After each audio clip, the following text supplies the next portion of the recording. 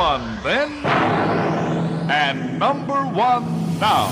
You're listening to Heffron and Reep. Heffron and Reep. Rated #1 podcast by the World Podcasting Federation and the Podcast Ranking Association. No, for real. It says it right here.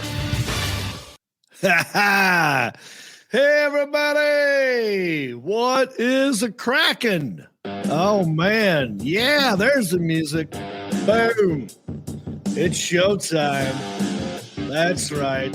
It's Monday, March the 7th, 2022. And we are live with an all-new Heffron and Reep show. Just got to clear my throat. Yeah, baby, all new live Heffron and Reep on Facebook and YouTube and a regular podcast for your ear holes. Rate, review, subscribe, and share. But you might be asking yourself, what is Heffron and Reep? I'll tell you what it is. It's two winners of Last Comic Standing, two road dogs, two journeymen who happen to love the 80s, and we hang out and we talk to you and each other. No politics, no pandemics, no Putins. So get ready to have fun. We got a great show tonight. Heffron's going to come in here in a minute. He's in Nashville right now, so I'm sort of hosting this show, and Heffron will come on later. Let me get some house cleaning out of the way. If you were at my show at the Funny Bone in Columbus, Ohio, OHIO, thanks for tuning in. This was one of the podcasts I was talking about. I have two podcasts. This one's live on Mondays, Countryish live tomorrow night. Stay tuned. Tonight, come back tomorrow as well. It's going to be a great show. And let me give some shout outs to our Patreon supporters of the Heffron and Reep show. We are listener supported. There's no ads whatsoever, whether you believe that or not. We have no ads on this podcast. We have Patreon supporters. Patreon are the people. It's a website where you can donate and help the podcast. And I'll give you some shout. Brenda Sachs at the $25 level. We call her Sacks of Cash. Brenda Sachs, Steve Dean, Joey Ellis, Shane Flint, Bob Haynes, and Rick Sanford III. Thank you all for being Patreon supporters. If you want your shout out, get on that Patreon support page. Go to heffronandreep.com, click on support. You know, leave $1 in the tip jar. We'll give you a holler. There it is, heffronandreep.com. Now, if you have $0 and you'd like to help, you could always write a new iTunes or Apple Podcast review and leave us 5 stars. You do that, we'll read it on the show, give you a shout out. I would read one right here at this moment, but we don't have a new one, so can't do it. So let me plug some tour dates. I was just in Ohio at Columbus. Sold out 2 shows. It was amazing. And next weekend, I'll be back in Ohio. I'll be at the Cincinnati Funny Bone, also known as Liberty Township. I'll be there March 11 and 12. And then on the 18th, I just booked this gig, Grand Ole Opry. That's right. I will be there on the 18th. That's a Friday. Grand Ole Opry. First time performing on that stage, which is weird. It's kind of like the definition of country-ish, the other podcast I do, because I've played the Hollywood Bowl, and now I'm playing the Grand Ole Opry. That's the range of your boy here. You know what I'm saying? All right, so leave us some comments. Let me look at the comment section real quick. Oh, there we go. We got James. We got Ed. We got Travis Mahaffey. We got Zach, Scott Nix. No, Travis, thank you. Good to see you, by the way, in High Point, Travis. By the way, if you want to get in shape, you got to look up Travis Mahaffey. Get up on that guy's Facebook page. He is a certified Diamond Dallas Page yoga instructor. All right. Scott Nix, Scott Justin Lewis, James Franks, Danny Jackson. What up, dog? Heffron's coming up here in a minute. I'm going to bring him in here in a second. I'm just doing some house cleaning. So here are some comments from last week. Dashman, Jennifer Gray got a nose job and ruined everything unique about her appearance. I agree. but it didn't make her look bad. She looked better, but it somehow made her career worse. That's Hollywood for you. Martin Hall, George Washington didn't want the job and won on a write-in. That's right. So he's talking about my run for mayor of Hickory. I'm going to get John Heffron in here in a second. We're going to talk about this. I want to see what John Heffron thinks. But yes, that might be a possibility. We're going to get in that in a second. John Warren, we need some true change if you were seriously considering running for mayor. All right, John, thank you for your comment. Jennifer Doyle, I love you, John Reep, my favorite comedian. Thank you, Jennifer Doyle. I appreciate that. But this is the Heffron and Reep show. So you have to say something nice about Heffron as well, or otherwise it looks bad. Andy King, stabbing cabin on wheels. That's right. We were talking about vans last week with Jamie Bindle, the owner of the Punchline in Atlanta. And some dude called it a stabbing cabin. I love it. All right. Well, let's not dilly-dally any further. I've been sitting here jabbing away. This is the Heffron and Reep show, and we got to get Heffron up in here. What do you say, the Alan Jackson? Shall we bring him in as a special guest of his own show? However you want to do it. Let's get him in here. There he is. It's I believe it's Article 25-6 on page 7. It says Jonathan Reep is only allowed to say, I believe, 2,200 words, and for every word over, it's payable of $5. Oh, damn. Oh, what are we? Oh, hey, yeah. Oh, wow, Right. that's uncomfortable. Yeah, Dude, I have so I many. didn't hear much. We're just gonna jump in. I have so much to ask you. I got a lot to ask you as well. I'm glad your Columbus date went well. Yes. I'm actually in Columbus, first time in a while at the Funny Bone, April 22nd, 23rd. So maybe people who came out and saw you can also then just come right back. They know how to get there. They know how to park. They know they were just there. Yes. And they can come back and see me. I got a bunch of new dates. We'll put them on Heffron and Reep. And there's something else I want to show you about some of my shows that I'm trying. But first off, I've not talked to you since your whole mayor thing. Yeah. I found out about it like the rest of the world, just through a newspaper article. As you know, I subscribe to the Hickory Gazette. And that's how I found out about the great ads from Hickory Honda. Oh yeah, Hendrick Honda Hickory. Yeah, best place to Hendrick get a vehicle. Honda Hickory. Yeah, Mhm. I just like their ads so much. I just rip it out of the newspaper and just have it on my refrigerator. Yeah, they're very pleasing to the eye. Mhm. I'm paging through there. I'm paging about some of the craft fests that are happening in Hickory, and then I'm kind of going, and I saw your local sports team played another local sports team, and then I read about those scores. And then I saw a realtor was selling some houses, and there was some picture of that. And if you wanted to contact him, you call a number. Then I read the article about last comic standing, not standing. Last comic not standing, or some play on the words. Yeah, and being part of the fraternity that I'm in with you, I didn't like it. I didn't like the backhanded whatever that was. So then I read deeper into this, and I saw you put on your fancy go-to-meeting clothes.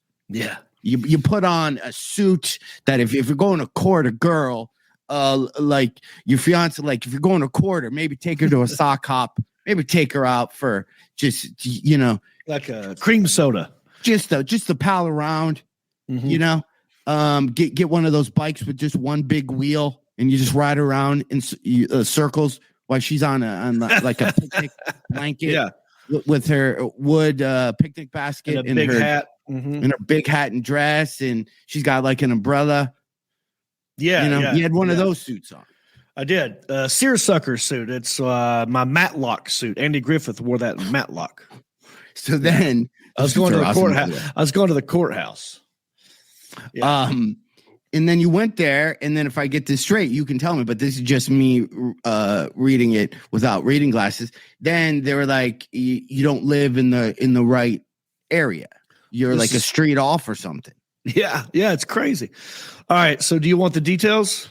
But I'll close them. I'm just checking my reading retention. Yeah, no, that's very good. Pretty close. It's not the Hickory Gazette; it's the Hickory Daily Record. Okay. But I thought and Alan, I'm seriously considering doing this. We need to buy, like we did with the World Podcast Federation. I would like for us to buy hickorynewspaper.com or possibly hickorygazette.com. Gazette. I was just going to tell you that. We need to start our own newspaper. We start our own newspaper. We write articles, and then we share it from that page so it looks like a real article that we've shared from a real newspaper. But the Hickory Gazette would endorse you, though. They would respond. I would write an editorial about, we'll find somebody who less spelling errors. Yeah, an op-ed. I'll write an op-ed about why you should be the person. Right. Well, okay. So here's the lowdown on that. Possibly one of the greatest publicity stunts I've done. If you read the article, you'll see that they mentioned country-ish 2 or 3 times. And the lady who wrote the article, I was very pleased with her. I know her boyfriend who works at Kickback Jack's here in Hickory. He's a good guy. She's a good girl. And that headline was good. That's exactly what I would have done if I were her. She weaved in the comedy part. She weaved in joke on me. It was hilarious. But then if you read the article, it sort of breaks down everything. Now I knew going in that I did not live in the city limits, but I called 2 different newspapers and radio, TV stations in Charlotte. So one guy drove almost an hour to come down there in a nice news van that had a satellite dish on it. He had a fancy camera and a big fancy microphone with his little logo on it. And he was just standing there recording me. And Alan, can we just tell him the truth? Like, we knew this going in. Yeah. We knew this going in. We were just trying to drum up publicity for the podcast. But to be honest, I do live in a gray area. I pay for Hickory water, right? The city water, but I don't pay Hickory taxes. So, and the mayor lives walking distance from me. He annexed his own house. And so I thought, like, maybe if I use this gray area, I could wiggle in and actually be on the ballot. Right. But I knew that technically I wouldn't, but I didn't know if the gray area, blah, blah, blah. So it was a moment that we captured. And now if I want to run, I have to move, or I have to annex the house, or I have to lobby or campaign for a write-in vote. Or I don't think I'm going to do any of those. Yeah, it seems a lot of work. Or you could get other people to get on the board, and you do that thing that politicians do when they know they're not going to get votes in certain areas and want to make it harder. I believe it was gerrymandering. Is that a thing? Oh, sounds about right. You need to change the lines of where Hickory is. Oh, right. Yeah. I saw this happen. The same scenario happened on the first Footloose. The town wouldn't allow dancing, and the guy who owned the barn said, well, the county line stops here at the railroad tracks. Yeah. And if the long arm of the law can't reach in here, I don't think Reverend so-and-so can either. And then that's how they had their dance. That's right. It's called the Footloose technique. That's annexing. That's so that the mayor, we showed the map on the last episode, and Jamie Bindle was on here and says hello, by the way. Nice. So Jamie Bindle, the owner of the Punchline, filled in for John Heffron last week. Great guy, funny dude, salt of the earth dude. But I showed him the map. He's also known as people call him the mayor. Jamie Bindle is known as the mayor sometimes of Atlanta, but he's not really a mayor. He's very heavily involved in local politics. But anyway, I showed him the map, and the current mayor has annexed his own house. It is literally there's no neighbor is part of the city, but he's part of the city.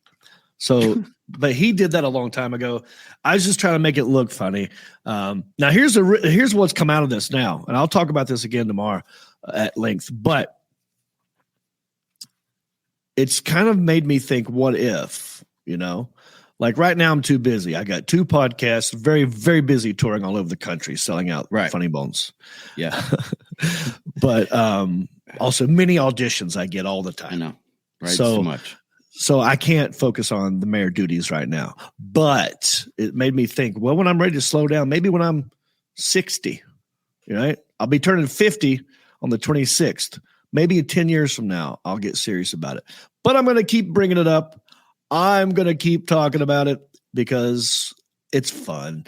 Now, the Ellen Jackson and I actually made some fun mayor political ads. Oh, did you? Yeah, and we're going to show another one tomorrow night on Country-ish. But I want to talk about you right now. What are you doing? Where are you? Why are you not at home? I'm not running for mayor. I am in Nashville. We are visiting family. I was in Nashville last Monday is when I couldn't do your show because I was hosting a TV show. I believe it's called, I kept messing it up. It's Stand Up Nashville or something like that. What? I might have said like Stand Up Live Nashville. Was it for the Circle Network? Yes. So, and I had to introduce people, and Reno was on the show. Oh, nice. So I'm excited that Reno Collier. I'm excited. He's the only person I know, and I don't have to read his intro, right? Because I can't. You see me with these reading glasses. This is the first time I've had to read cue cards and not have glasses. So the cue cards were, and as big as cue cards are, but still blurry to me. At least they had cue cards. So I'd kind of go, but at least I went, oh, cool. Reno's coming. This one I can just kind of wing it. And I introduced him as Mrs. Reno. What? Mrs.? Yeah. I said I was thinking Mr. and I said the word Mrs. Did he call you on it? Did he say as he was walking up to the stage? It's the word like he stopped.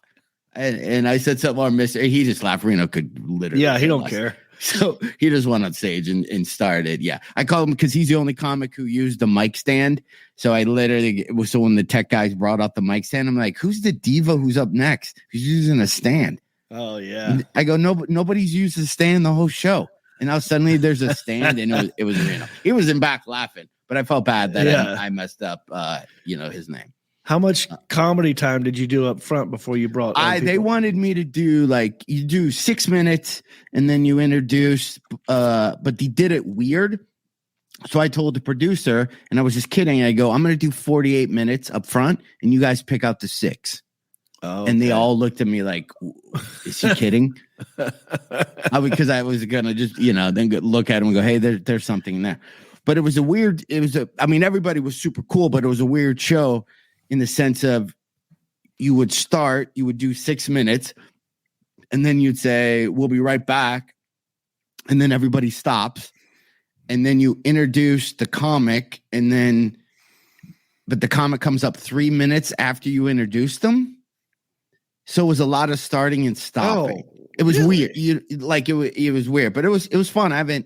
So the stuff I was saying when the cameras weren't on was fun. So it was fun. Oh, good. But that's why I couldn't be here. Yeah. Did they record yours? Obviously they recorded your stuff. Are you going to be able to use it for anything else? You're going to get a copy of it up front. Yeah, probably. That's cool. It was one of those things where when you're doing a show, you're like, you want to be funny, but do you want to use new material, or do you just softball it and do kind of just make sure you do a good job? Yeah, because at this point you're just setting it up for other guys, and you're just being seen, and it's kind of like your deal, which is cool. But so you only knew Reno Collier? You didn't know the other ones? No. There were some young. I don't know the next generation of comedians, but there are a lot of super funny young people. I don't know how to, you know what I mean? Yeah, Nashville has a lot of comedians now. When I was there doing did you do Steve Burns, like his open mic thing, or what do you call it? No, I just did the Monday night show, and yeah, that was it. I was somewhere. I think I was in Indy, and then flew in from Indy in that morning. Did shows in Indy that were actually super awesome. Oh, nice. Yeah, I want to know about that. What's the club? Yeah, they were busy, and we did one show because I have this new move where a lot of the shows that I'm doing coming up, instead of having that 10 o'clock, 11, that 10 o'clock second show on Saturday, I've asked a lot of the clubs to move it to 5:30. So if I'm going to do 2 shows on a Saturday, I want it at 5:30 and 8. And will they do that for you? Do they accommodate you? Well, 2 of the clubs that did, I have over 300 tickets sold for the 5:30 show. I might have found my lane, dude. I might have literally, to the point where I'm making posters, and my goal, right? Because I have Grand Rapids coming up, I have Phoenix, Arizona coming up, Columbus, all these, Traverse City, all these. The Ann Arbor one is the one that's jamming. Will be on heffronandreep.com. But here's what I want to do, and I've said this forever. I just want to do a 5:30 or 6 o'clock show, one show in a city. Do the show, boom, take off. You mean one a night, or stop? You mean one each night, or one the whole weekend? Like one the whole weekend. Yeah, that'd be great. Okay, maybe 2. Maybe I'm being a little lazy. Maybe if you can. I don't know if you could get away with a early show on a Sunday. Those might be weird. Mm-hmm. Saturday early shows. People, I did it here. Look at the poster. Alan, if you have the poster, tell me what you think about this. I just had this made. See, it's the John Heffron. Yeah, in bed by 10. And then I give you the John, benefits of an early show. I explain you could do 3 a.m. stuff at noon. You don't need a sitter. You can have your kids go play at somebody else's house. You could day drink. You'll be like, I won't. If you think I suck, I won't ruin your night, because your night technically, right? It's only just 2 hours. I think that's great. The lane, dude. I like the poster. I like the QR code. I like the look of it. It looks new, but also retro-y. Yeah. And I like the picture of you. You look good there. You got the dimples going. Yeah. Comedian John Heffron. Benefits. Oh, yeah, I got the benefits down there. I'm sorry. Yeah, you could. Camera's blocking. If that was on Instagram, you could enlarge it. But that's, I think, so. A lot of these shows, some of the shows are going to be in bed by 10 certified. And those are the early ones. And I'm going to crush those early ones. And I'll let the young kids. I don't need to talk to 11 p.m. people. You could even tell the club it's okay if someone goes after me. Like if I do a 5:30 show, I'll be out of there 8 o'clock. If you want to do an 8:30 show with some other comedian, that's fine with me. I'm out the door. That's what I mean. I would roll into some of these places before their weekend shows even start. Bam, bam, done. Not every weekend, but that's kind of. Well, that's awesome. How was the show in? You said Indianapolis was good. Indianapolis was good. Did an early show. Those were awesome. It was just super fun weekend. And then flew, Nashville, and then home, and then flew out to here, to Nashville just to visit family. Now, when you travel with your fiance, how are you good? How many times has she traveled with you? A handful. It's plenty of times. Not like it's not every weekend. Obviously, she has a job. She has 2 jobs and kids. But yes, I have a routine, and I told her, I have a thing where I tell her, like, I got my little routine. I need this to happen, or I feel like I'm thrown off. But if I do get thrown off, I also know, like, well, this isn't all the time. This is a special thing. So what throws you off if you're traveling? If she's with me at a weekend gig or something. Yeah. Traveling, like getting to and from. Oh, getting there. Yeah. All right. So that's okay. You're not talking about the nights of the show. Not you night mean of like show. No. Traveling. Yeah. Mm-hmm. Well, I've traveled with her and her mom and her daughter and my mom in tow when we did the cruise. But I try to make those, because it's not every weekend, so I try and spoil them a little bit. So, and I also have to give myself a speech, like, John, this is not about speed. This is about efficiency. I give myself the same speech, because I'm like, okay, if I'm not one of the first people to board the plane, it's probably going to be okay. I don't need to be. I don't even know I got status, and I need everyone to respect my diamond, platinum, triple medallion, double sow cow. I get it. But I have, like, when I used to travel more, I used to have one little luggage, and I would have show clothes in that luggage. So I never even unpacked my travel bag. It went right to the laundry, right back in the thing. I had 2 shavers. It wasn't me trying to find stuff around. So I have this little bag, and I'm like a ninja. I can roll that thing to the airport. If I want to cut off somebody who I think's walking towards me, I know how to spin that thing perfectly, set up a pick, stop people from taking cuts. Like, I'm pretty good with I'm Dude, like, you can create your own personal space with it's almost like a Jason Bourne type technique that I can use with. I have rolling luggage jitsu, right? I know how to. Right. So then I go, we're here for a couple of days, and we've got a bunch of luggage. So then I see the bag Michelle's bringing, and then I was looking at. I'm like, whoa, there was like. There was probably a smaller bag in there, and you unzip that to then get the other bag out. It's like Russian stackable dolls at this point. Yeah. Right. Then she got it. Remember, the probably trunks that they used in the Old West. Oh, like my gosh. Anytime I watch an old Western and I'm thinking of these big trunks, I mean, horrible. Yeah. No wheels, no handles. Those big trunks you see people like 2 guys carrying, and then they get shot when the stagecoach gets robbed. And then Billy the Kid jumps out of it. Billy the Kid jumps out and starts shooting people. Yeah. You would take it, throw it from the second story. We land, and the second we land, we pop out, and we go. The exact. So her bag is probably same size. It's not a trunk. But equivalent, and it's just big enough where I don't have the wrist strength to, how you can do that thing where you kind of pull it and then use momentum, and you can drop in the back. It's just too big where you can't get any leverage on it. It's just too big when you're going on the stairs, the escalator, to do that roll thing where it's on the step in front of you, then you go up instead of doing that, right? Yeah. Everything about this bag, I was like, okay, now we got to get an Uber X. Because there's no way this is going to fit in anyone's Priuses. Like, this is like a whole, it was a thing. And then I had to talk myself out of it, going, well, okay. But like, I'm like, dude, okay, wait, couple things. I think you need okay, it's going to be over 75 pounds. Now this is all in my head, by the way. Never said any of this out loud. I'm like, now we're going to have to spend $150. Now we got to wait in the oversized luggage. So now we got to be there with everyone's snowboards, skis, and then this one bag. What about pre-check? Did you have to sacrifice your pre-check and go into the pre-check? The this is a whole thing. Wait, before you answer that, I want everyone to know I see the comments. Okay. Right now, I'm just chatting with John. We're going to go to your comments in a second. Also, John, I think you should design luggage. And I have ideas for my own. I have the perfect kind of suitcase designed in my head. I don't know if it exists. It existed one or 2 times, but all right. So pre-check, let's go. So pre-check, not to make a boring story thing, but this is just enough to throw me over the mental edge.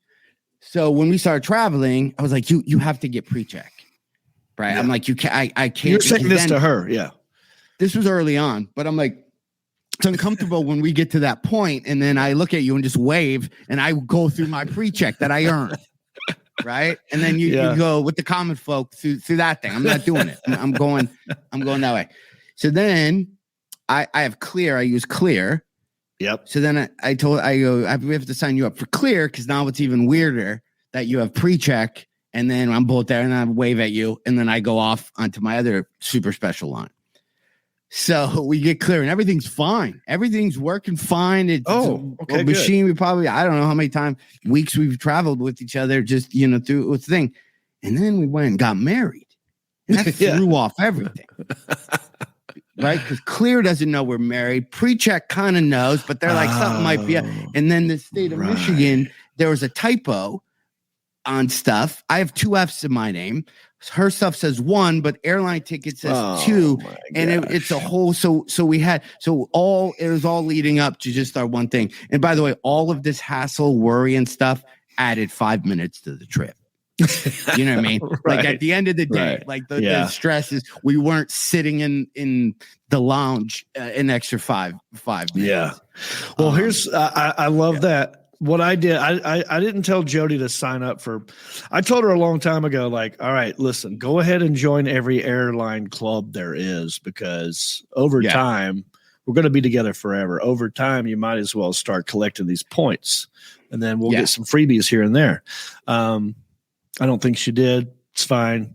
But we did. We flew to the Florida for the cruise, and I spoiled them. So I wanted to make it a nice thing. So I bought first class tickets for me, my mom, Jody, her mom, and her daughter. 5 first class tickets. Yeah. And a luxury van ride, like a nice Sprinter van type deal from the airport to the hotel, which is like an hour away. But the pre-check part, when we're getting to the airport, I'm like, oh, that's right. Pre-check. Right. But we got first class. Now, first class used to get you quicker access. First class used to have its own line. Yeah. But first class doesn't have a line anymore. It's just pre-check and normal line. Yeah. Not to interrupt, Delta keeps switching it where I think there's a thing where they go, okay, if you kind of, I don't know, if you just kind of walk slow and you kind of just want to get on the plane, you can go. And then the plane starts to, because it's I even looked at Michelle, I go, I'm going to get on. And it's, if you think, here's what the wording is. If you think you need additional time, you can board. So now we have to debate, well, what if I think I identify as a person who needs to get on first? Yeah. So what group do I go? But you just told me if you think, I do think. Yeah. And not even. You left it up to me. You left it up to me. Yeah. Right. Yeah. Yeah. There's a flaw in the wording. There is. I agree. So when we got to the airport and it was pre-check time, I'm like, well, I cannot leave these 4 ladies by themselves in the the slum line while I cruise through pre-check. Right. But as I stood in the line with them, I reminded them every turn, I should be in there by now, but I'm here with you. I want you to know that. I want you to recognize the sacrifice I have made to stand here with you, with these people. Yeah. But no, it was, but see, I knew that going in. When I travel with her or loved ones, I have to make the speech to myself like, all right, this is not about speed. This is about just getting there. Let's enjoy the day. I have to make sure everything's fine. But yeah, it's funny how that is. Like, there are some guys that need to be, and I wasn't one of them. I didn't need to be. I would like to be, but there's people that take cuts and just keep inching their way to the point where it's the thing. But then once they get on the flight, they're the slowest guy to put their computer bag away and they can't figure out how to move the seatbelt and then get out of the way. Yeah. So.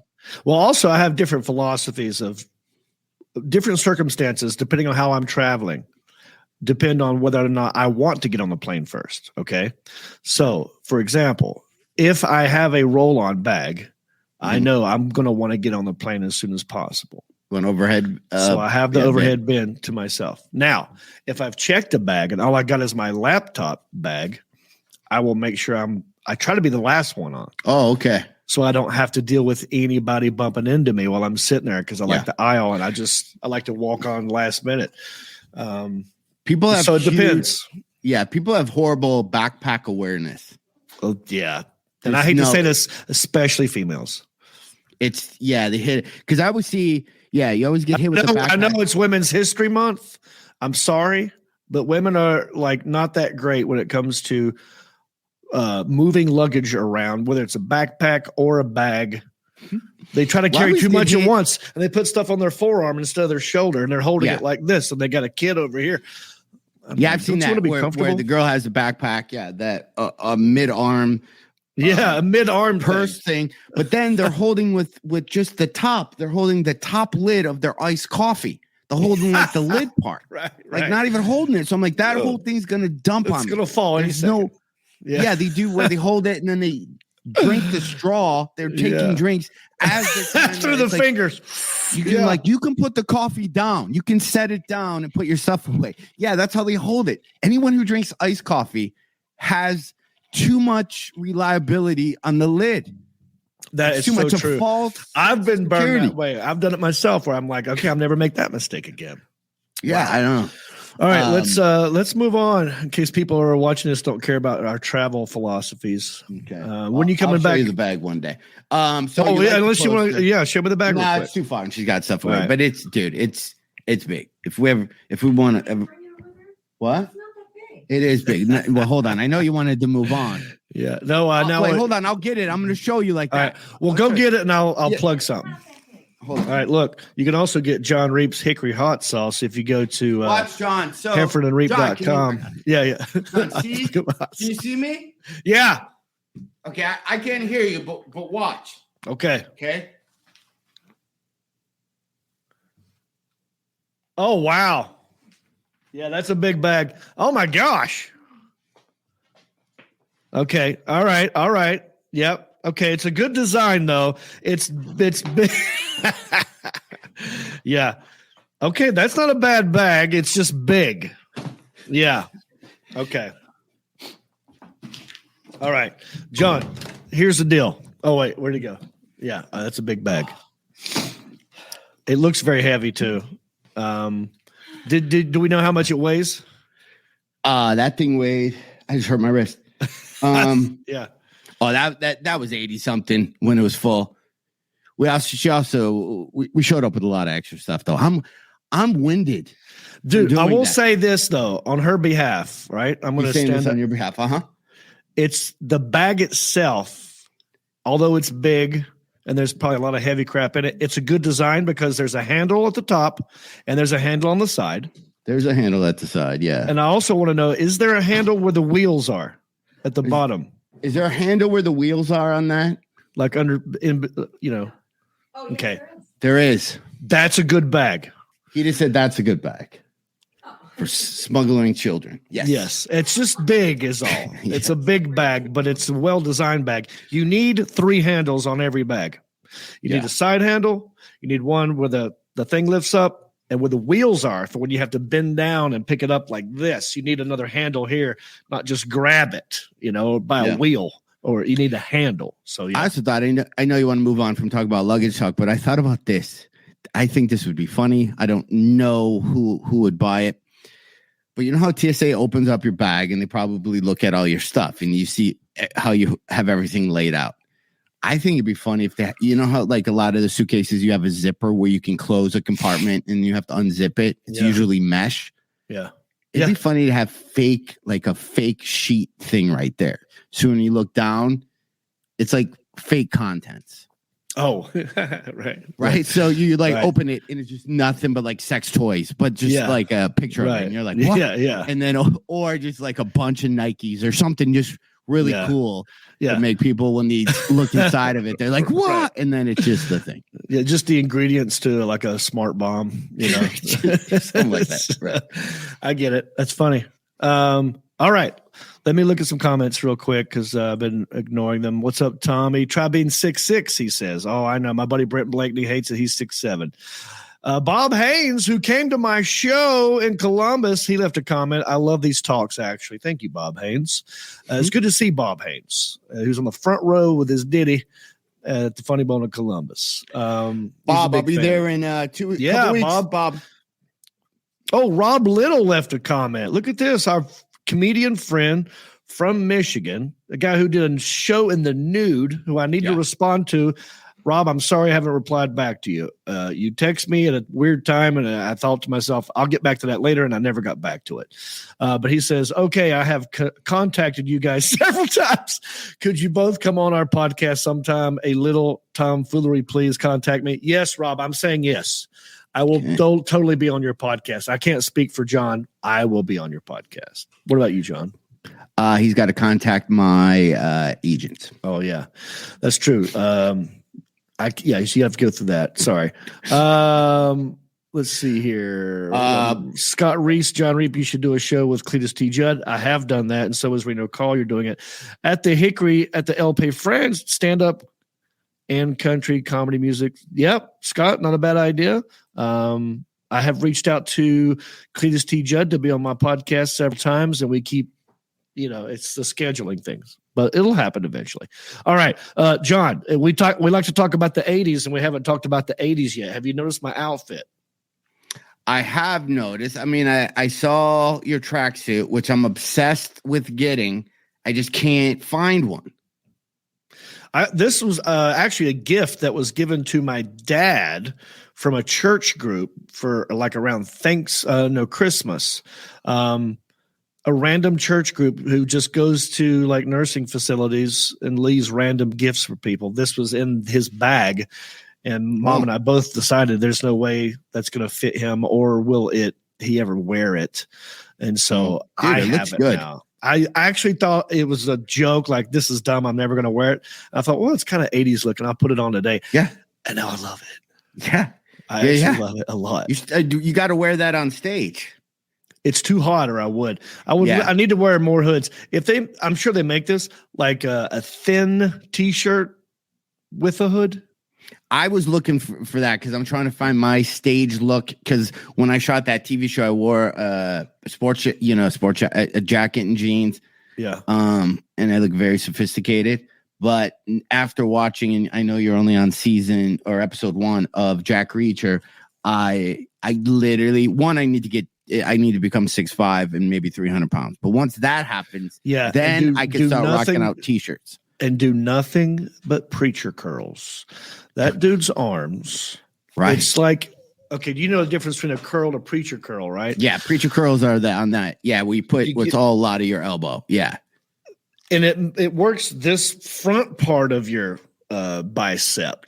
Mm-hmm. So when this dude in the first episode, where he's got the wrist tie, the handcuffs on, it just all you saw was this big ass bowling ball in his arm.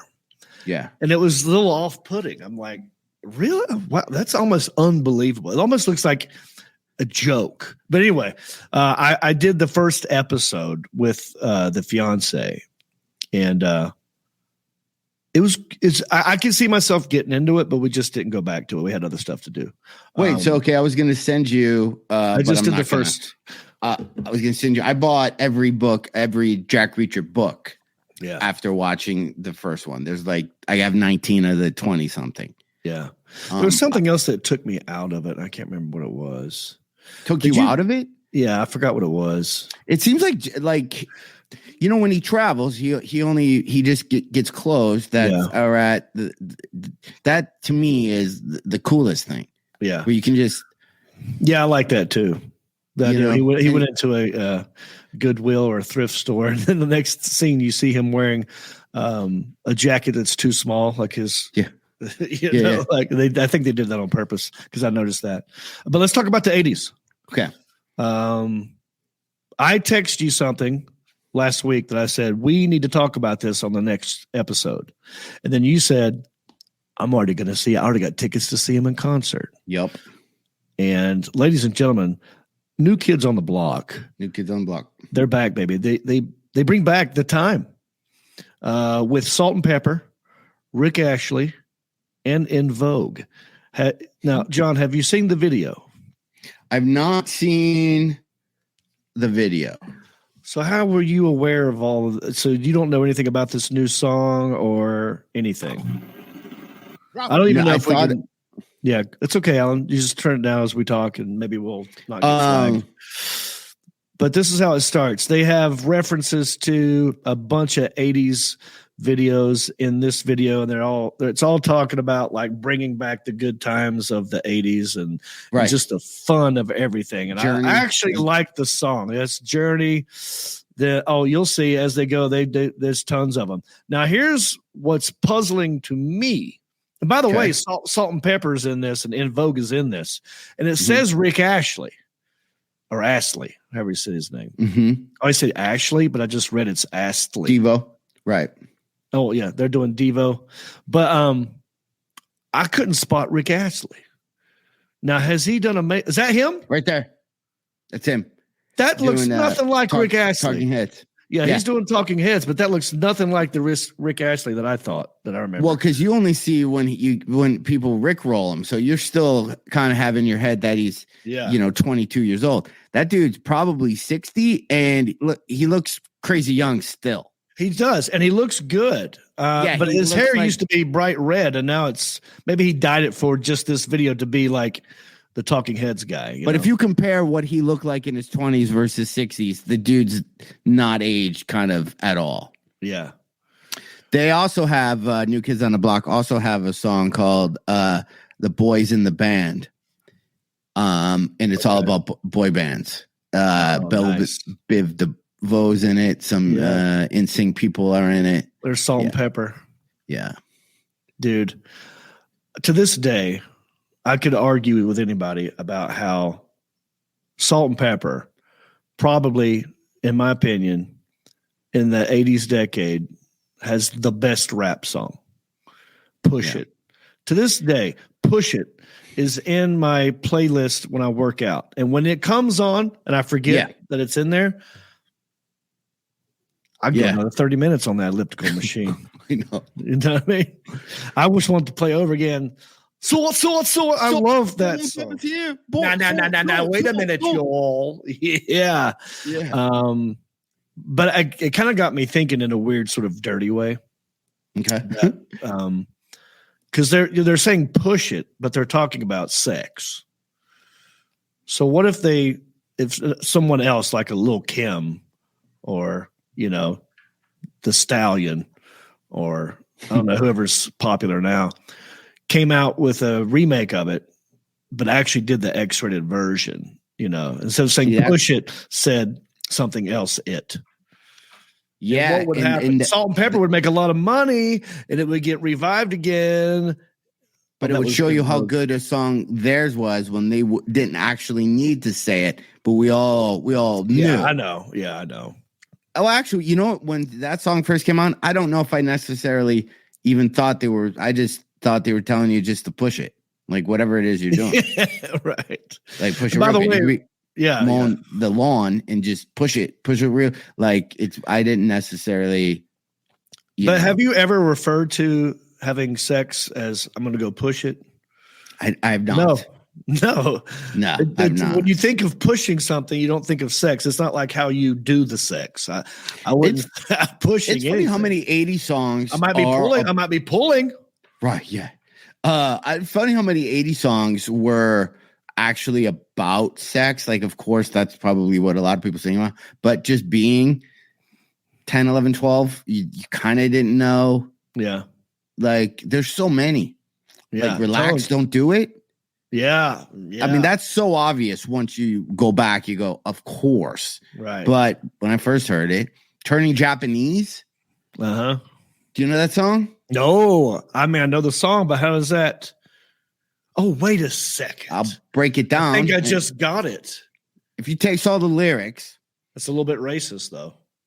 It's really like, I don't like, yes, you could, what's appropriatism, that song? Because it is, you are being kind of, but if you read it, the whole thing is about. Let's get Steve Byrne on the horn. I want to know how he feels about this, even though he's not Japanese, he's half Korean.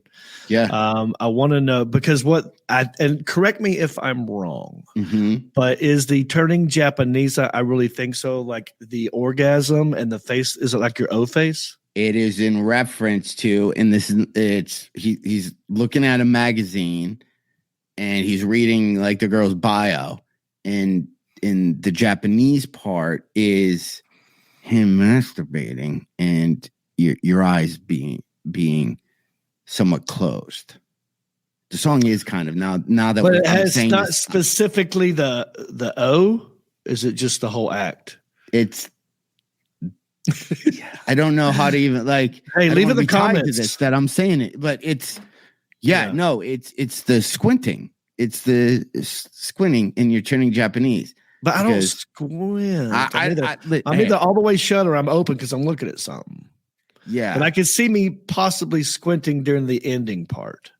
Yeah, that's what I think the song. Okay, yeah. The song is 100% about. Yeah. Interesting. And And then Darling Nikki. Yeah. Oh, those are obviously dirty. Those like, are I wonder obvious. if we were to go through and see which ones are you know, dirty songs without knowing. I mean, obviously now it'd be easy to pick, but yeah. John, are you going to be like in Arizona? we used to play that anytime song from Third Eye Blind when I did morning radio in Detroit, and we were it was called Adult AC Station. Okay. And our boss was always like, "Hey, it's when you talk, think soccer moms. Think of women in vans driving their kids to school, and everything that comes out of your mouth, you have to realize those women have kids in the car listening." That was nonstop. What we had to listen. We heard all the time. And then we play, Third Eye Blind, Semi-Charm Kind of Life, which is about doing crystal meth. Do. I want to hold it, buzzing, bending, rolling, bouncing me. I took a bump again. I took the hit that I was given, and I bumped again. I fell asleep inside your bubble. It's the whole song's about doing crystal meth and falling asleep inside of a girl. The whole song, and we're literally playing. So we play that song. I never knew that. I'll never forget. I'm like, this song, is about crystal meth and partying, and we just had this speech. And then the next song, and you can look all these up, was Sean Colvin's "Sonny Came Home." Like, I don't know how many people know that song. Yeah, do you know that it's song? A horrible, slow. Sonny came home. So anyway. That's about a woman burning her house down and killing her husband. So we would go from crystal meth song into woman coming home, killing her husband, into Tears from Heaven about a kid falling 20 stories and dying. It's the most morbid. And then we're like, let's just be happy women's adult AC soccer mom. Like, look at all the songs you're playing. It's just like, so what they're saying is soccer moms are so stupid that they're not gonna get what we're even talking about. So these ones are safe, but you can't do turning Japanese. They might be onto you there. I don't know. I don't want to know. No, if anyone tells me I don't want to know the real version of Mbop. I'm gonna keep it exactly how I think it is in my young years. What about Tainted Love? Scott Reese wants to know. Tainted Love. So I have a story about that song. And you have random stuff where you hear older people talk about it when you're a kid and it just sticks with you. Does that make sense? Yeah. I remember I worked in the bottle room of Colonial Market in South Lime, and we had to sort bottles. So people would come bring the gross ass bags, and you'd have to pull out your hands and count each can or each bottle and then write up a slip. Oh, you had 23. It was gross because you had to stick your hand. So there's the guy that worked there, and he was way older than I was. And that song came on, and he's like, well, you know what Tainted Love, you know what the song's about. And I was like, no. And to this day, he described it. He goes, well, there's a part of your body that's in between. In between the testicles, the testicles, or the lady parts, and then the butthole. There's a little piece of land that's in between both, and that's the taint, because it taint the butthole, and it taint the thing. Neither one of them. Yeah. So the whole song, he was like, it's Tainted Love. It's the whole song's about that spot. To this day, I can't think of that song without thinking of that conversation. That cannot be what it's about, though. Hey, listen, I guess it could be. You're writing songs and you need some enthusiasm. You need to figure out. Don't touch me, please. I cannot stand the way you tease. I love you, though. You hurt me so. So, like, you hit that, like, if you hit that spot, that could, like, hurt things, because that's like. 100%. Yeah. As I said, I'm like, oh, that would hurt. Yeah. Pack my things and go. I don't know. Tainted Love. But no, it's just so. That's funny, though. So every time I hear that, I think of the phrase, taint the blank, taint the. Wow. All right, John, let me ask you a question. We're going to switch it up a little bit. Switch it up. Speaking of the 80s. Okay. I'm going to give you this day in 80s history. Like, this totally happened today. Okay. In 1988. This thing totally happened like today in 1988. Today. You want to take any kind of guess? March the 7th. March 7th, 1988. March, like April. Totally happened today. Totally happened today. For I would have been like, oh man, I'm graduating from high school in 4 months. I don't know what happened in March. Well, it's going to be boring and non-eventful. No one's going to care, but possibly me and you. But the Writers Guild of America went on strike. Yeah. Oh, in 88? Yeah. In 1988, I think it may have been one of their first times they went on strike. Yeah, you know when the Writers Guild went on strike again is 1991, right when I booked my 2 national commercials back to back. I was in the zone, and then everything got shut down. What commercials? There were no more. I was in like some tech companies, like Hollywood.com. Oh, wow. I was in, yeah. You know, I was like, for sure, I'm going to be getting those commercial checks. You know what that's like? Oh, yeah, dude. Well, I mean, that happened to me. I mean, because it went on strike again in the 2000s when I was in LA because the Mad TV, the only time I was ever on Mad TV, the only reason I would ever be on Mad TV, I'm not a sketch guy, I'm not an improv guy, but there was a writer's strike. And Mad TV started hiring stand-ups just to do stand-up on Mad TV. And so I did one set on Mad TV during the writer's strike because they weren't writing anything. They were just hiring comedians who had already written their stuff. So, yeah. But this one only lasted 16 hours. The strike was over after the two sides struck a deal by which producers upped the payment for foreign rights, and the writers agreed to a sliding scale on syndication residuals. They're always what 80s slang do you think you still use that would have been probably slang in the 80s? Dude, yeah. I still hanging on to dude. Awesome. Here's one I don't like that's new, and I'm hearing people that even in my age are saying it now, and I'm like, really? Gaslight. Gaslight? Have you not heard that one yet? I think so. Yeah. People are like, oh, this dude totally gaslit me. I'm totally gaslighting. You're just gaslighting me. I think it's where you just talk someone up in a sort of a kiss-assy way and tell them what they want to hear, and then you do something else. I think that's gaslighting. But that's today's stuff. You're asking me about old 80s stuff. Totally. Yeah, I don't say radical. I missed tubular. I missed radical. Tubular was good. Yeah. Or I mean, when was the last time you were gagged with a spoon? Yeah, that's what I remember the most. Gagged with a spoon. Or I'm looking bitchin'. Do you think do you say bitchin' still? Like that's a bitchin'. No, BMX but I don't bike? mind it. Yeah, I don't mind it. Some people just hate the word, bitch. Bite me. That was always good. Like that was just if you didn't know how to end an argument, it was just like bite me. It was just such. Bite me's good. Bite me's good, and I don't use as a mature man. I think we need to bring bite me back. I'm like, okay. I'm okay with that. Yeah. I think we need to we're bringing bite me back. Yeah. Marv Albert would not be happy about that. Bogus. Yeah, bogus was good too. Burned, I like all of them.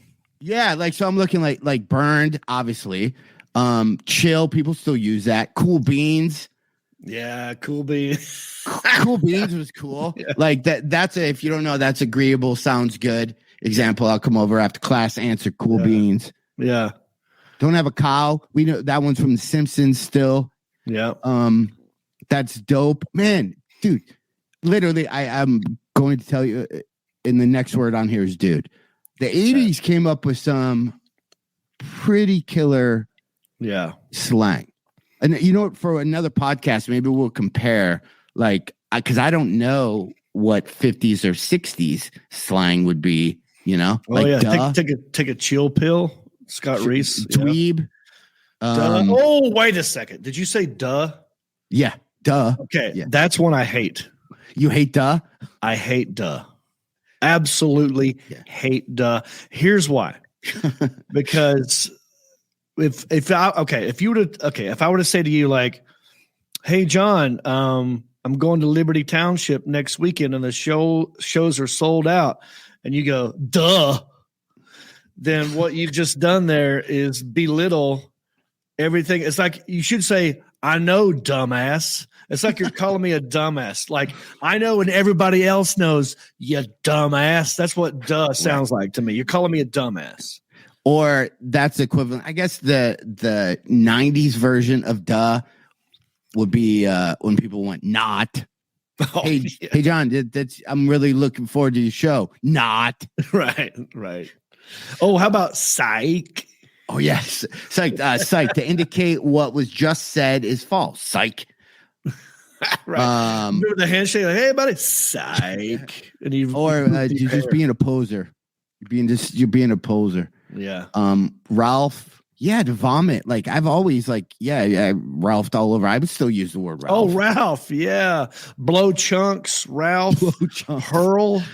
Yeah. Or I'd be stoked. Yeah. Here's your stoked is still a good word. Take a chill pill. Tubular, like you said. Totally. Whatever. Yeah. What? I didn't know that was an 80s one. I'm trying to think of one that my buddy Andrew used to say. Just why are you wigging out? You're wigging out right now. Yeah. Dude. There was one for vomit. You're wigging out. Take a chill pill. No. I can't remember it. It'll hit me in a minute. All right. So also, I like to do these. Today's March the 7th. We're live. It's 8:34 p.m. What up, Tommy, Danny, Bob, Jacob? Did you know today is National Be Heard Day? It is also National Cereal Day. It's National Crown Roast of Pork Day and National Flapjack Day. Do you know what Crown Roast of Pork is? Crown Roast of Pork? Right. No. I wouldn't even know. I wouldn't know to air fry it. I wouldn't know to Instapot it. I wouldn't know if you grill it. Never heard of it. But it has its own day. A crown roast of pork earns its name when a pork loin forms a circle with the ribs pointing upwards, creating the points of a crown. Often they are held together with twine. It's seasoned and usually stuffed, roast and served, making a beautiful centerpiece on the table. The ends of the bones may be given a proper frill treatment for added decoration. Never heard it, never seen it anywhere in my life, and I'm almost 50 years old. Have you ever heard of crown roast and pork? Roast? No, not that one. No. The only one. Yeah. No. So and she's worldly. She eats more she knows stuff. Yeah. She would know, dude. Yeah. But you like cereal, so happy National Cereal Day. Don't you? You're a cereal guy, aren't you? I used to crush at cereal. Like, oh my gosh. I try not to. I can finish a box. Like, yeah. I'm definitely with one eating a full box of cereal is easy. Honey Smacks. I like how it makes my pee smell when I pee. Honey Smacks. Right? Honey Smacks, right? With the frog, with Diggum. In the honey, it makes your pee smell like what you just ate. Really? I've noticed it enough to keep it in my brain to say it out loud. So it's the opposite of asparagus. Opposite of asparagus. When you pee, if you have Honey Smacks, or they change up the names, it might have been Sugar Smacks, right? They kind of. Yeah, I remember the commercial as a kid in the 80s. The frog would smack you in the face. Frog, yeah, because what milk was? Well, this is a whole nother conversation, but what cereal had the best milk after you were done? So I happen to think Sugar or Honey Smacks, even though they've changed the name, but we know what I'm talking about. I think that Fruit Loops, dude. Fruit Loops get too soggy, and same with Lucky Charms. I think Lucky Charms cereal is shit, but the marshmallow is good. 100% yes. So, but you asked, your question was, what's the best milk after it's done? That would be Fruit Loops. Or Fruity Pebbles. Either one of those, because it's color. Yeah, it's a good color. You know. Cocoa Pebbles. You got chocolate milk. Yeah. I used to when I was a kid. My mom had like, your levels of cereal has changes. Like, so now we're at the age where you buy the cereal that's at the top shelf. Right. And it's all it looks like it just helps you poop. Like everything, all the cereal on the top shelf is like bran, oat, this or what. And then next time you're at a cereal aisle, if you look, they do it exactly so the eyes of the cartoons on the cereal box are making eye contact with the age of the kid that is walking down that aisle. So what does that mean? So Frosty the Flakes or Tony the Tiger, his eyes are literally where a 6 or 7 year old eye line would be. Are they looking down then? They're kind of giving you a little side eye, like, what's up? What's up? What's up, kid? Yeah. Wait, okay. So if it's and then the old then it's people probably who want to poop are looking down at you. Oh, yeah. Their eyes are looking down. Wait, I'm laughing because my mom just left a comment. Your mom just left a comment? Yeah. She said, peanut butter Captain Crunch. Peanut butter Captain Crunch. The milk, because you got peanut butter and sugar. Yeah. So so Michelle just said she's off the side studying. I was going to say a thing. The problem I have with Captain Crunch, it cuts you. Yes, it kills the roof of your mouth. That's exactly what she said. She goes, it cuts the top. So if you don't let it get a little soggy, you just throw that in there all haphazardly thinking you're about to watch cartoons on a Saturday. Your mouth, just like burnt pizza mouth, you're done for like a day. You're out of commission. 100%. Mostly I had Rice Krispies. That was mostly what I got. And mom would sprinkle sugar on it. And then she would put the milk in and then like do the thing with the spoon where she would actually mix it up for you. Right. So there's not like half soggy, half dry. She would actually mix it up. The problem, yes, with Rice Krispies, because when we had that, my sugar to Rice Krispie ratio was, man, I would put so much sugar on, it would be like an island. Like an iceberg, like you would see in all the cereals. You wouldn't spread it around. You wouldn't sprinkle it. I dump it all in the middle, and then so when you scoop that the first thing, you had like 4 Rice Krispie pebbles, and then a whole thing of sugar. Yeah. Oh, but I did that with grape nuts. My mom used to have and I thought this was, old people cereal. It's grape nuts. Have you had a bowl of grape nuts? One, it soaks up the milk faster than so. That's a weird ratio. You got to figure out, you got to eat this quick because the milk's going to be gone. And make sure your caps, you can't eat it if you have crowns, caps, any type of thing, because you would literally biting asphalt. Yeah. I don't understand it as a cereal.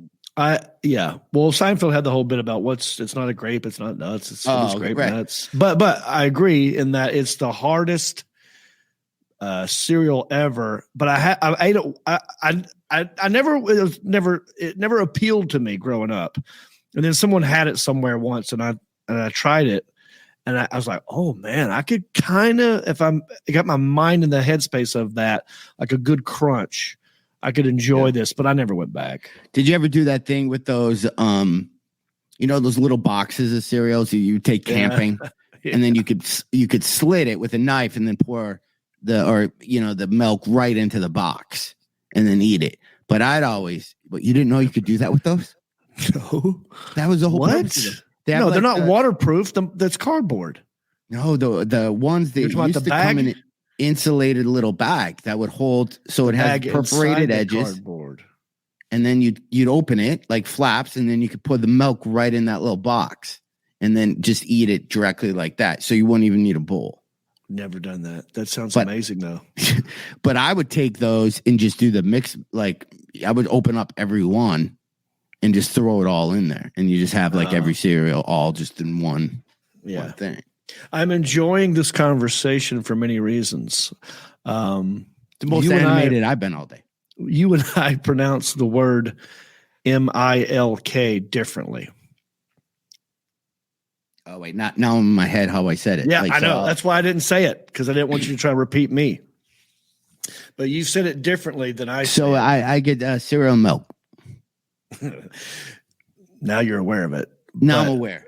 But no, it's not wrong. I could be saying it wrong. Okay, first of all, Southern, sometimes people go milk, like it's two syllables, milk. Milk. Yeah. But you're saying milk, like M-E-L-K, milk, like belk, but you're saying milk. And I go milk. To me, you're saying it M-E-L-K, and I'm saying it M-I-L-K. I know. Can you say what goes in cereal? Milk. Yeah, she said it like me. She said it like you. So I'm the one who says where? Well, if you go back, yeah, M-E, you're saying milk. Yeah, Milk. like Tommy Grayson spelled it. M-A, you're saying it M-A-E-L-K, milk. It's a northern accent. Milk. No, it's I love it. It's just different, all. Meh. It's almost like I don't need this milk. It's milk. Meh. It's meh. It's milk. Oh, happy Flapjack Day too. You like flapjacks? I'm not. I don't even. I don't know what flapjacks are. They're just pancakes. How come they're called flapjack? I mean, why is it flapjack? What's the difference between a pancake and a flapjack? Nothing, right? So why is it Flapjacks they're are really smaller than pancakes? To me, that's the exact same thing. But it's more fun to say flapjack. I think a flapjack is what you eat when you're camping, and a pancake is what you get at a restaurant. Because if you go, let's say if I go, hey, want some eggs and some flapjacks, you probably like, that sounds awesome. If I go, want some eggs and some pancakes, you're like, ugh, that might be too much. I got to put my shoes on and go. Yeah, I'm already, that seems like a lot of work. Yeah. The pancakes, when you hear pancakes, you're like, that's flapjacks. You're like, I can have a few of those.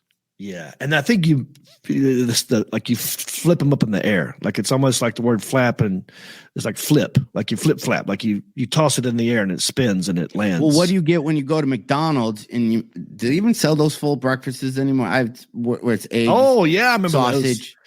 And so is it pancakes or flapjacks? Because those are smaller. It used to come in like a little tray. It's been a minute. Someone let us know, what's the difference between a flapjack? Oh, now Tommy threw out hotcakes. Hotcakes. Yeah. Wait, well, we got a hot take on hotcakes. If you're selling something good, those are hotcakes sell. Because if you're selling, those are selling like hotcakes. Yeah. Does that mean they're selling better than flapjacks? Good point. Because if you have a good product, it's a hot selling cake. Like hotcakes. But if you're like, hey, those are selling like pancakes, then I'd be like, we don't know. That's a good experiment. We should have like a lemonade stand, but we call it. Oh, and right in a row, 3 stands in a row. One is flapjacks, one's pancakes, one's hotcakes, and we see which one sells the most. And there's no difference. Shirtless Dad 2.0 says pancakes are made from a thin batter, while flapjacks are made from oats, sugar, and butter. What?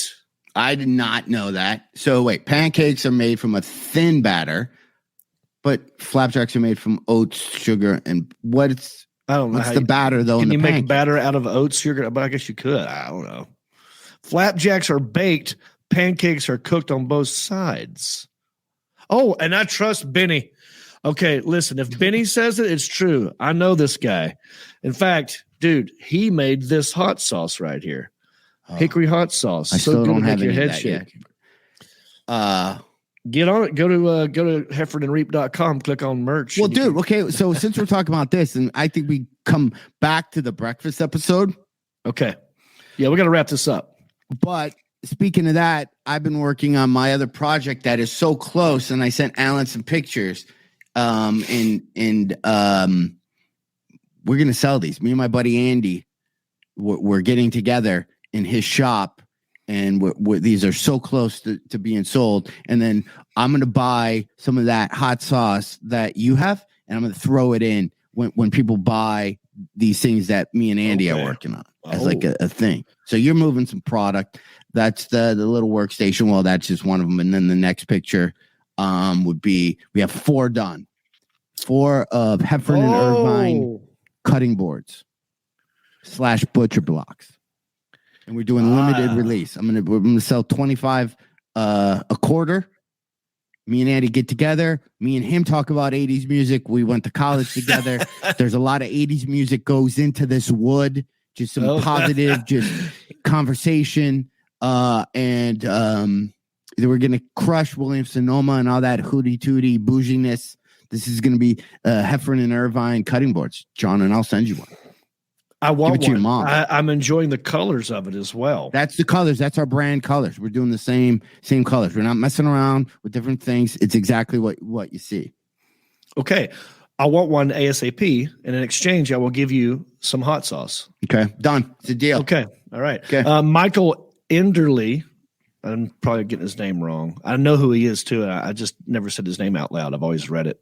The word potential in flapjack came from the Alaskan frontier lumber industry in lumberjack 4 of half. Okay. Wait. Potentially in flapjack. Yeah, the word Flapjack came in Alaskan frontier lumber industry in lumber. like lumberjacks Jack. ordered these things. Okay, interesting. Lisa wants to know how much for your cutting board. Lisa wants to know how much for cutting boards. That's a good question. We're trying to figure out the price point. Like the ones I have, Andy made me one for our wedding gift. It's like a butcher block. It's pretty.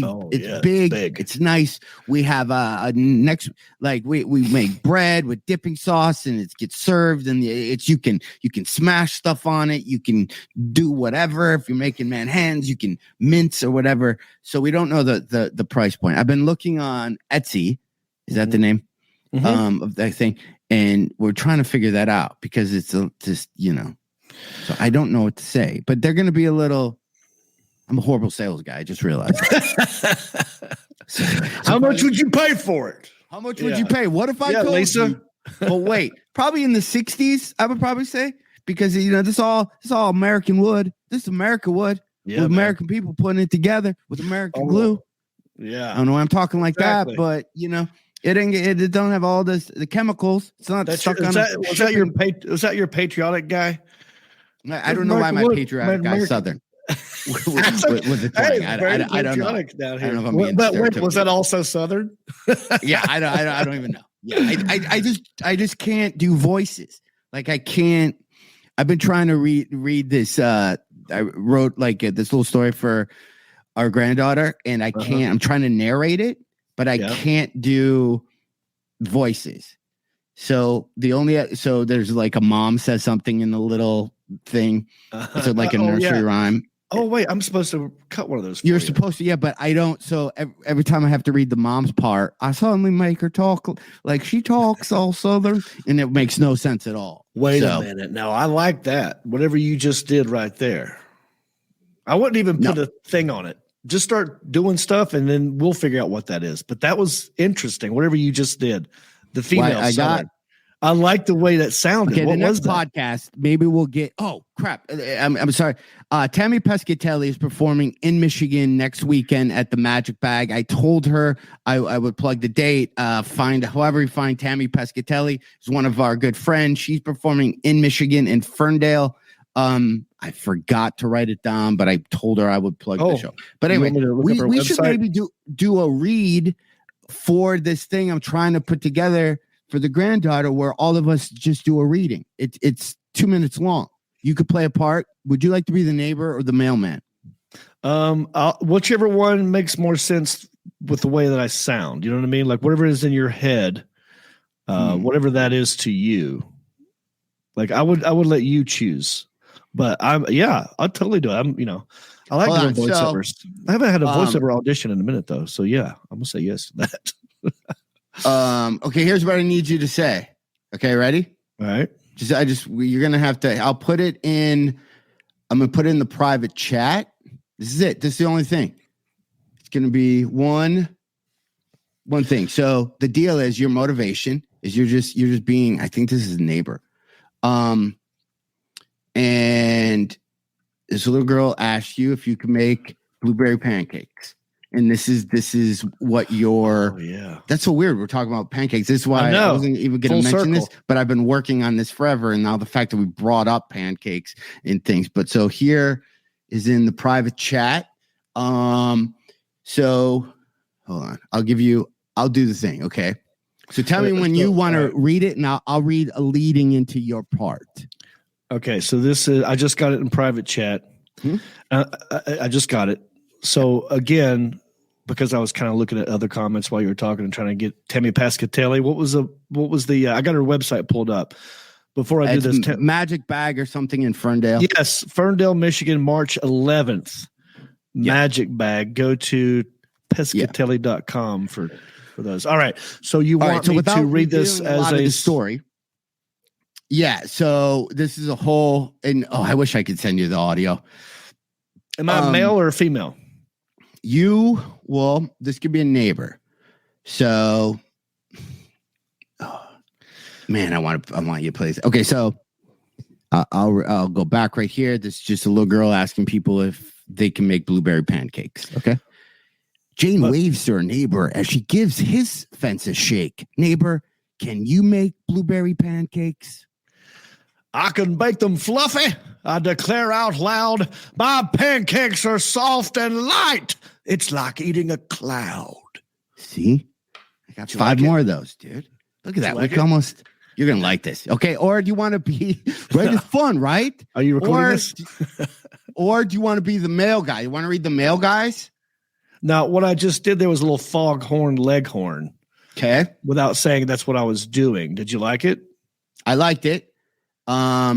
Here, but I'm gonna read you just one other part, just because we're gonna see what direction we want to go in. Okay. So you auditioned for the neighbor. Now I'm gonna have you audition for John Reep. If you could just state your name. You're reading for the part of the mailman. So I will just when you're ready, John. Well, it's the exact same copy that I got here twice. Oh, no, I'm sorry. No, you're right. You're right. Okay. It's the same, but it's different. Okay, so now I'm doing the mailman. Yeah, so I'll lead you up. And keep in mind, there's like cool music going. I'm really excited. This can be a book. This is going to be a whole little list. Ready? Here we go. She spots a chill for mailman and she gives his sleeve a shake. Mailman, can you help me make blueberry pancakes? I can make them pretty. I can make them look good. I can make them look golden brown like all good pancakes should. Oh, see? I like it. You want to like Southern, like, skateboarder Southerner. Irvine mailman. Okay. Right. I was thinking like he's got long hair and he's got earphones on. He's listening to like his Walkman. Yeah, and it just kind of she bugs him. Okay, we're gonna piece this together. I might do a full. I say we get Reno, we get Pescatelli. I'll do music on my end, and we'll record this all in one. And then I got to find an animator to make it a cartoon. All right. Already, you're kind of intrigued though with some of your thing, right? Yeah, I can knock this out in 30 minutes. This would be great. Okay, but yeah, I'm saying yes. But we have to close this one up, dude. All right, let's do it. Let's wrap it up. I got places to go in Nashville. So you're in Nashville now. I'm in Nashville now. But where you go? When do you come home? We're back home this week, but my schedule and some of these shows are in Bed by 10 approved. They're all up on Heffron Reep. I'm not going to read them off, but some of the closer ones coming up: Columbus, Ohio, April. That's a big one. Ann Arbor in May. That's a big one. Phoenix, it's been a minute. That's a big one. They're all there, but they're all on our website, heffronandreep.com. And some of the shows are crazy early. That's why it's the In Bed by 10 tour. Yeah. Heffronandreep.com tour dates. John, I'm working on a Teespring sort of website for more merchandise, like for country-ish as well. But I'm also going to lump in some Heffron and Reep just with our regular logo, the one that's in the top left corner where your head. Yeah. The one with our little heads on it. Like I'm going to put those on a hat. I'm going to put those on T-shirts. And at some point in the future, you can get that at heffronandreep.com. So I'll just let you know that's going to happen eventually. And thank you all for leaving comments. Come back next week, tomorrow night. We're doing our little After Dark series for Country-ish. I want to plug that. Nice. So if you're a Patreon supporter, you get just at the $5 level and up, you get to see us. And we talk to people one-on-one. We have them come into the show, and we actually just see their faces, and we just talk to them, and we drink. Nice. All right, man. You enjoy Nashville. Have a safe trip back home. We'll see everybody. That's right. All right. For John Heffron, for the Alan Jackson, for Shane and Jacob and Danny, and all of our Patreon supporters, we will see you next time. Take us out, Rick Sanford III. You've been listening to the smooth sounds of Heffron and Reep. The show is over, but come back next week, same Reep time, same Heffron channel, for more comedy conversations, music, age, church, and the life and times of the quarantine comedian. Always expect the unexpected, and who knows where the conversations will go.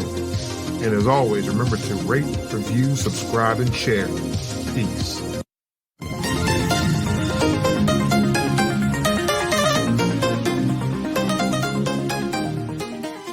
Since you love the Heffron and Reep show, please go to iTunes and let them know.